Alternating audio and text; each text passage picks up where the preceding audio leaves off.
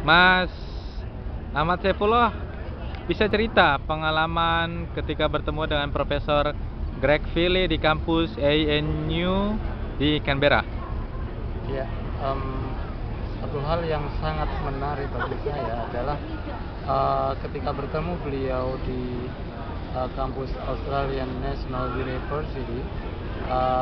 Saya sadar bahwasanya ternyata Indonesia itu menjadi salah satu negara yang mendapatkan perhatian yang luar biasa sekali dari para pemikir-pemikir kelas dunia.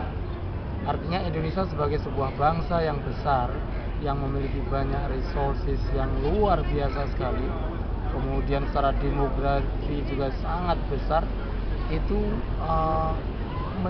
menjadikan Indonesia sebagai salah satu kekuatan tersendiri di kancah pergaulan bangsa-bangsa di dunia.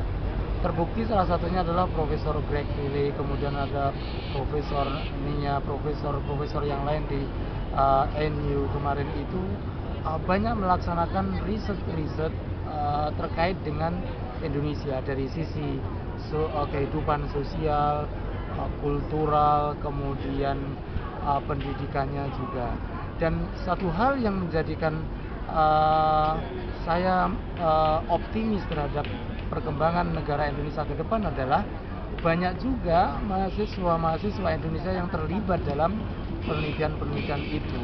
Dan tentunya dengan demikian akan muncul nanti generasi-generasi ke depan bangsa Indonesia yang punya kapasitas internasional sebagai seorang peneliti, sebagai seorang yang alim, karena mereka terlibat dalam penelitian-penelitian yang itu dibimbing langsung oleh profesor-profesor yang punya kapasitas di bidangnya.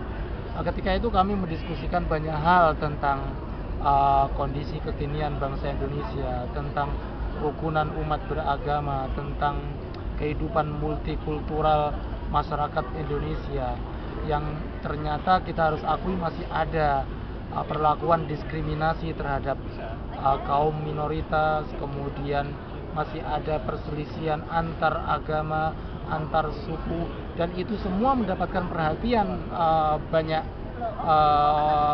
peneliti-peneliti untuk dicari solusinya, sehingga ke depan bangsa Indonesia semakin dewasa lagi, masyarakat Indonesia semakin tumbuh dewasa untuk bisa memiliki kesadaran yang sama bahwasanya betul bahwasanya negara Indonesia itu adalah negara yang besar, namun harus tetap dikembangkan, ditingkatkan kualitasnya.